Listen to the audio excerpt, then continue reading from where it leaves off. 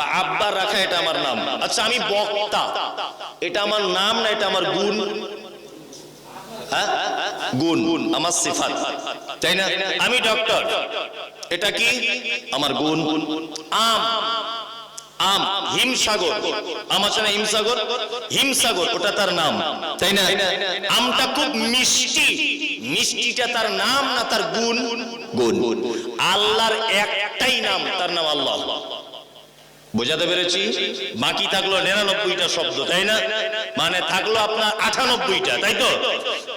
আর রহমান, আর রহিম, আল মালিক, কুদ্দুস, সালাম, মুমিন, মুহাইমিন, আজিজ, ইয়া জব্বার, ইয়া মুহাইমিন, ইয়া গফফার, ইয়া আজিজ, এই যে নাম আছে না নেই? আচ্ছা, এইগুলো হচ্ছে আল্লাহ সুবহানাহু ওয়া তাআলার গুণ। আজিজ, ক্ষমতাশীল, ওয়াকিল, বাঁচানেওয়ালা, রহমান, দয়ালু, রহিম, অতীব দয়ালু, গফফার, ক্ষমাশীল। কি বললাম বুঝলেন না? আল্লাহর নাম আল্লাহ। এইবার আপনাকে আর একটা জিনিস বোঝা যাবে। আচ্ছা, ইয়া আল্লাহ, ইয়া রহমান, ইয়া রহিম, ইয়া মালিক, ইয়া কুদ্দুস, ইয়া সালাম, এই যে 99টা নাম কোরআনের দেখবেন শেষের পৃষ্ঠার দিকে লেখা আছে, আছে না? আচ্ছা, আচ্ছা, এই 99টা নামের ভিতরে এক জায়গাতেও ইয়া রব্ব, আল্লাহকে রব বলে ডাকা হয়েছে? হয়েছে না? তাহলে রব আবার এলো কোথা থেকে? এটা তো একটা প্রশ্ন জাগে। এই সব বক্তব্য কে রাখবে? এত ভেঙে ভেঙে কে বলবে? এই গতানুগতিক এলো, ও বাবারে মারি খালারে কানে হাত দিয়ে 1.5 কিলোমিটার সুর করে বাড়ি চলে গেল। ওতে কিছু জানা হলো না, শেখা হলো? কিচ্ছু শেখা হলো না, ও বেকার টাইম লস, তাই না? আমি আপনাকে কিছু শেখাতে চাইছি। তাহলে এবার এলো রব, কোথা থেকে এলো এটা? এইবার আপনাকে বলছি, এক, আল্লাহর 99টা নাম আর আল্লাহ সহ যত গুণ নামের ভিতরে রয়েছে, সিফাতি নামের, তার টোটাল তাই ভরা আছে রবের ভিতরে। আপনাকে প্রমাণ করি, এই দেখুন, আদম আলাইহিস সালামকে যখন আল্লাহ তাআলা তৈরি করলেন, আদমের কাছ থেকে স্বীকৃতি নিয়েছিলেন আল্লাহ নিজের পরিচয়ের স্বীকৃতি কি? আলাস্তু বিরাব্বিকুম, আদম আমি কি তোমাদের রব নয়? এটা বলেছিল কি বলেনি? বলেছিল। তারা আল্লাহ এটা তো বলেননি যে আমি কি তোমাদের আল্লাহ নয়, এটা বলেছে না। কি বলেছে? আমি কি তোমাদের রব নয়। তাহলে পৃথিবীর সূচনাতে স্বীকৃতি নিয়েছে আমাদের কাছ থেকে কি? রব। দুই, একটা মানুষ মারা গেল, কবরে হিসাব হবে তো? কি হিসাব হবে? প্রথমে হবে মান রব্বুকা, তোমার রবকে বলো। কই এখানে বলছে না যে তোমার আল্লাহকে বলো, বলছে না। তাহলে পৃথিবীর শুরুতেও রব, শেষেও রব, তাই তো? এবার মাঝখানের পর্যায়টা বাকি আছে, তাই না? চলুন আপনি আল্লাহু আকবার, আলহামদুলিল্লাহি রাব্বিল আলামিন, এখানে আপনাকে আল্লাহকে আল্লাহ বলার আগে রব বলে ডাকতে হয়েছে। তারপরে চলে যাবেন আপনি রুকুতে, রুকুতে গিয়ে কি দোয়া বলতে হয়? সুবহানা রাব্বিয়াল আযীম, এখানেও হলো রব। আবার আপনি রুকু থেকে উঠলেন, কি দোয়া বলতে হবে? রব্বানা লাকাল হামদ, এখানেও রব। আপনি সিজদায় চলে যাবেন, ওইখানেও কি আপনাকে বলা লাগবে সুবহানা রাব্বিয়াল আলা, এইখানেও রব। তার মানে নামাজে আল্লাহ শব্দটা যতবার ব্যবহার হয়েছে তার থেকে বেশি ব্যবহার হয়েছে রব নাম। তারপরে হয়ে গেল আপনি গুনাহ করেছেন, আপনি ভুল করেছেন, আপনি পাপ কাজ করেছেন, আল্লাহ বলছে বান্দারে তোর পাপের কারণে তুই নামাজের পরে পড়ে যখন আমাকে ডাকবি তখন এই বলে ডাক, রব্বানা আতিনা ফিদ দুনিয়া হাসানাতাও ওয়া ফিল আখিরাতি হাসানা ওয়া কিনা আযাবান নার। তোমার বাচ্চা কাচ্চা হয় না, রব্বি হাবলি মিনাস সালিহিন, তুমি মা হতে পারছো পাচ্ছ না, তোমার বিবাহিত জীবন 13-14 বছরের, আমাকে আল্লাহ বলে ডেকো না, আমাকে রব বলে তুমি বাচ্চা কাচ্চা চাও। পবিত্র আল কোরআনে যত জায়গায় বান্দা আল্লাহকে ডাকার জন্য দোয়া শিখিয়েছেন, সব জায়গায় আল্লাহ বলেছেন রব্বানা আতিনা ফিদ দুনিয়া রব্বানা হাব লানা রব্বানা লা তুযিগ কুলুবানা রব্বানা যালামনা আনফুসানা রব্বানা হাব লানা মিন আজওয়াজিনা। যত জায়গাতে আল্লাহ বান্দাকে দোয়া করার কথা শিখিয়েছে, প্রত্যেক জায়গাতে আল্লাহ বলেছে বান্দা আমাকে যখন ডাকবি একটা নাম বলে আমাকে ডাক, রব রব রব বলে যদি আমাকে ডাকিস তাহলে আমি তোর ডাকে সবার আগে সাড়া দেব। তার মানে বোঝা যাচ্ছে রবের দাম আছে, দাম আছে না? এবার আপনাকে বাংলায় বলি রব কাকে বলে। রব এখন একটা আয়াত হয়েছে সূরা ফাতিহা, 7টা আয়াত, মানে তো কঠিন ব্যাপার। আমার টাইম তো বলে দিয়েছে 10:30, 10:10 পর্যন্ত তো হয়েই গেল। একটা দুটো আয়াত যে কটায় হয় বলি, তাই না? যে কটায় হয় আমার পরবর্তীতে কখন এলে পাশে আমাকে মনে করিয়ে দেবেন, তারপর থেকে বলবো ইনশাআল্লাহ। যদি সূরা ফাতিহাটাই যদি বক্তব্য দিই তা 7টা আয়াত মোটামুটি 7টা জলসা করা যাবে। আসলে বক্তা তো আর আকাশ থেকে পড়ে না, আকাশ থেকে পড়ে না, এটা আমার আপনার ভিতরেই, আপনার আমার ঘরের ছেলেই তো বক্তা। আমিও তো কোনো মায়ের পেটে ছিলাম, আমিও তো সেই ছোটবেলাতে হাফ প্যান্ট পরে খেলাধুলো করেছি, আমি তো আকাশ থেকে পড়ে বক্তা হইনি। তার মানে বক্তার এমনি লোকের এটাই ডিফারেন্স, যে বক্তা হচ্ছে সেই যে সামান্য জিনিসকে বিশাল আকার দিয়ে মানুষকে ভাবিয়ে তুলতে পারে, এটাই ডিফারেন্স, তাই না? এটা আপনি অন্য কাউকে যদি বলেন সূরা ফাতিহার বাংলা শোনা, ও 10 মিনিট পরে সব শেষ করে দিয়ে আর কিছু খুঁজেই পাবে না, তাই না?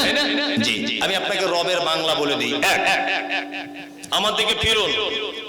ও রব মানে যাহার যেখানে যতটুকুন প্রয়োজন বিনা চাওয়াতে যিনি দেন তিনি রব। বুঝাতে পেরেছি? যাহার যেখানে যতটুকুন প্রয়োজন বিনা চাওয়াতে যিনি দিয়ে দেন তিনি কে? রব। আপনার স্ত্রীর পেটে বাচ্চা, আপনার স্ত্রী, তা আপনি দোয়া করছেন আল্লাহ আমাকে একটা ছেলে দাও, একটা ছেলে দাও। আপনার মা দোয়া করছে আল্লাহ আমার বৌমার একটা বেটা দাও। আপনার শাশুড়ি দোয়া করছে আল্লাহ আমার বড় বেটির একটা বেটা দাও। সবাই দোয়া করছে। আপনি ইমাম সাহেবকে গিয়ে 20 টাকা চা খাইয়ে বলছেন ইমাম সাহেব আমার স্ত্রী প্রেগনেন্ট, একটু আমার স্ত্রীর জন্য দোয়া করবেন। ইমাম সাহেব দোয়া করছে আল্লাহ একটা ছেলে দাও। সবাই দোয়া করছে, করছে না? সবাই করছে। কারোর একটা দোয়া কবুল হয়ে গেল। এবার আপনার ছেলে পৃথিবীতে হয়েছে, আপনার স্ত্রী পেট থেকে বার হয়ে এসেছে। আচ্ছা, আপনি দুয়ার মাঝখানে কোনোদিন এটা বলেছিলেন যে আল্লাহ আমার বেটার হাতের আঙুলগুলো যেন 10টা হয়, নাকে যেন ছিদ্র করা থাকে, নিঃশ্বাসটা নিতে হবে, পেচ্ছাপ পেড়া রাস্তাটা যেন ক্লিয়ার থাকে, ও যে কথা বলবে এই স্পিকিং পাওয়ারটা যেন ওর ভালো হয়, মাথার চুলগুলো যেন একেবারে সে লাল না হয়ে যায়, সাদা না হয়ে যায়, যেন কালো হয়, আপনার ছেলের পায়ে যেন 10টা আঙুল যেন থাকে। এই দোয়া কেউ কোনোদিন করে? কেউ করে? শুধু এতটুকুই দোয়া করে আল্লাহ আমার বেটাকে একটা বেটা দাও, আমার বৌমাকে একটা বেটি দাও, এই দোয়াই করি, তাই না? এইবার আপনাকে একটা কথা বলি। আচ্ছা, নেপালে মোবাইলে দেখেছেন নেপালের যে ছেলে মেয়েগুলো তাদের নাকগুলো দেখবেন এইরকম, কি বলে? ভোতরা, কি বলে? মোচা না মোচা, যাই হোক মোচা না, যাই হোক এরকম সবার, তাই না? সবার, নারী পুরুষ সবার। এখন আপনি যদি দোয়া না করেন, আপনি দোয়া করলেন ধরে নেন, আচ্ছা আপনার মেয়ের নাকটা যদি এরকম মোচা না ভোঁচা কি বলছে এইরকম যদি হয়, আচ্ছা বলুন তো কালিয়াচক এলাকার কোনো ভালো ছেলে আপনার মেয়েকে দেখে পছন্দ করবে সহজে? করবে? করবে না। নাইজেরিয়ানের ফুটবল প্লেয়ার গুলো দেখেছেন? খেলতে খেলতে আসে এলাকা হায়ার করে, দেখেছেন ওদের মাথার চুলগুলো কি পাখির বাসার মতো, বিনুনি গাতার মতো, তাই না? মেয়েদের যেমন করে ওরকম। আর কালো একদম কুচকুচ কুচকুচ কুচকুচ করে, আর এই রকম তাগড়া জওয়ান লম্বা সেই রকম ফিগার, ঠোঁটগুলো মোটা মোটা মাটির দিকে ঝোলা। কালিয়াচকের কোনো মেয়েকে যদি বলা হয় এই ছেলেটাকে বিয়ে করবে, কি বলবে? তুই কর, আমায় কেন বলতে আসছিস? এটাও বলবে, বলবে না? আল্লাহ বলে আমার নাম রব। রব কাকে বলে দেখে যা। আমি আল্লাহ যাকে নেপালে বানিয়েছি তাদের প্রত্যেকের নাকগুলো ভোঁতরা। নাইজেরিয়ানের মাটিতে যাকে বানিয়েছি সবার মাথার চুলগুলো পাখির বাসার মতো। আর কালো কুচকুচে দেখতে নারী পুরুষ সবার ঠোঁটগুলো মাটির দিকে ঝোলা। আর সেই রকম তাদের চেহারা, তাদেরকে দেখে পশ্চিম বাংলার কালিয়াচকের মেয়ে পছন্দ করবে না। আর তোমার বেটির নাকটা যদি নেপালিদের মতো হয় তাহলে তোমার ভালো ছেলে কেউ পছন্দ করবে না। আল্লাহ বলে আমার নাম রব। নেপালে যাকে বানিয়েছি নেপালিদের মতো করে, নাইজেরিয়ানে যাকে বানিয়েছি নাইজেরিয়ানদের মতো করে, যাদেরকে বানিয়েছি পশ্চিম বাংলার কালিয়াচকে সবার নাক উঁচু, সবার মাথার চুল যেমন তোমার বেটারটাও তেমন। আমার নাম হলো রব। তুমি চাইবে না তোমার বেটার ব্যাপারে কিছু তুমি বলবে না। আল্লাহ আঙুল দাও, পেচ্ছাপ করা রাস্তা দাও। আল্লাহ দাঁত দাও সাদা সাদা, নাইজেরিয়ানদের মতো চোখ দিও না, চুল দিও না। আল্লাহ বলছে বান্দা চাইবি না, তবুও এটা আমি জানি কালিয়াচকে ওর মায়ের পেট থেকে ওকে বার করব। এখানে আর 5 জনের যেমন দেখতে তোর বেটা বেটিরও তেমন দেখতে। আমার নাম হলো রব। আমার নাম রব। রব যদি বলতে লাগি এখন সাংঘাতিক ব্যাপার হয়ে যাবে। আমি একটু সংক্ষিপ্ত আকারে বলছি রব কাকে বলে। এই আচ্ছা, আপনাদের মেয়েদের যখন পেটে বাচ্চা চলে আসে আপনার স্ত্রীর, তখন আপনি কি করেন? গরিব মানুষ হলে সে বন্ধু বান্ধবকে বলে রাখে, হ্যালো সাইফুল, ডাক্তার তো ডেট দিয়েছে 25 তারিখে আমার স্ত্রীর ডেট আছে, টাকা পয়সা তো হাতে কিছু নেই, তা কিছু টাকা পয়সা ধার দিস ভাই। তা বলছে ঠিক আছে, অসুবিধা কিছু নেই। তা কালিয়াচক কোন হাসপাতালে নিয়ে যাবেন বা মালদাতে, একটা গাড়ির ড্রাইভারের ফোন নাম্বার রেখে দিয়েছেন, রাত বেরাত কখন কি হয় ফোন করতে হবে। তা আপনি গাড়ির ড্রাইভারও বলেছে ঠিক আছে অসুবিধা নেই। আপনার শাশুড়িকে ফোন করে বলছেন, হ্যালো আম্মু, আমার মা তো অসুস্থ, যেতে পারবে না, হাসপাতালে থাকতে পারবে না বা নার্সিং হোমে, তা আপনি একটু রেডি হয়ে থাকবেন। সাবিনা তো ডেট দিয়েছে 25 তারিখে, ওই দিন যেতে হবে। তা ভালো, 25 তারিখেই আপনার স্ত্রীর বেদনা শুরু হয়েছে, আপনি ওকে গাড়িওয়ালাকে গাড়ি করে নিয়ে মালদায় চলে গেলেন সদর হাসপাতালে। মাইক অ্যানাউন্স করা হচ্ছে, বাবরগোনায় আব্দুল্লাহকে আপনি দেখা করুন এত নম্বর ওয়ার্ডে, আপনার স্ত্রীর বেটা ছেলে হয়েছে। ও তখন বগল বাজাতে বাজাতে ছুটছে, ছেলে হয়েছে বলে কথা, ছুটছে। ছুটেই গিয়ে বাচ্চাটাকে কোলে তুলে নিল, নাসেরা কোলে তুলে নিল, আয়ারা কোলে তুলে নিল, ওর নানি কোলে তুলে নিল, আরো আত্মীয় স্বজন তারা সব কোলে করে নিল, ওর মা নিজে কোলে তুলে নিল। ওকে মাটিতে ফেলতে দেয় না, দেয় না। ঠিক তেমন আপনার বাড়িতে দেখবেন যাদের বাড়িতে গায়ে গরু আছে, এই গরুরও কিন্তু পেটে বাচ্চা থাকে, থাকে না? একটা মেয়ে তার পেটে বাচ্চা যতদিন রাখে, একটা গরু তার পেটে ততদিন বাচ্চা রাখে। কি বললাম বুঝলেন? আপনি এই পৌষ মাসের কোন শীতে দুতলার উপরে শুয়ে আছেন, আমি রব দেখাচ্ছি আপনাকে, দুতলার উপরে শুয়ে আছেন। আপনার প্রেগনেন্ট যে গরুটা ছিল ওর পেটে যন্ত্রণা শুরু হয়েছে, ওর ব্যথা শুরু হয়ে গেছে। ও রাত 2টো বাজে, আপনি তো ঘুমাচ্ছেন নাক ডাকিয়ে, ও তখন গোয়াল ঘরে একবার উঠছে একবার বসছে। অক্লান্ত পরিশ্রমের পরে নিজে রস করে মাটিতে শুয়ে পড়ে তার বাচ্চা জন্ম দিয়েই দিয়েছে। অনেক সময় ছাগল গরু একা একা গোয়াল ঘরে বাচ্চা জন্ম দেয় না, কেউ না থাকলে হয় কি হয় না?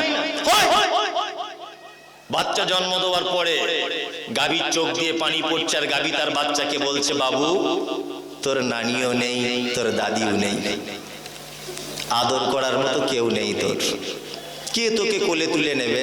কনকনে শীত, বাচ্চাটা মায়ের পেট থেকে এসেছে, গায়ে সব লালা ভর্তি, রক্ত ভর্তি, কে পরিষ্কার করাবে? গাভী তখন, মা তো জিভ দিয়ে চ্যাট চ্যাট চ্যাট চ্যাট করে চাটছে, চেটে তার বাচ্চার গা পরিষ্কার করে চেটে দিল। রব দেখাচ্ছি আপনাকে। এবারে বাচ্চাটা আস্তে আস্তে করে কাঁপতে কাঁপতে ওর মাকে বলছে, মা খুব কষ্ট করে পৃথিবীতে এলাম, বার হতে খুব কষ্ট হয়েছে, একটু দুধ হলে ভালো হতো না, গরম গরম। তখন গাভী বলছে আস্তে আস্তে করে, ওঠ, উঠে দাঁড়া। উঠে দাঁড়িয়ে থরথর করে কাঁপতে কাঁপতে ধস করে পড়ে গেল। আবার ওর মা বলছে, আবার দ্বিতীয়বার আবার ট্রাই কর। দ্বিতীয়বার আবার উঠেছে, উঠে থরথর করে কাঁপতে কাঁপতে ধস করে পড়ে গেল। আবার গাভী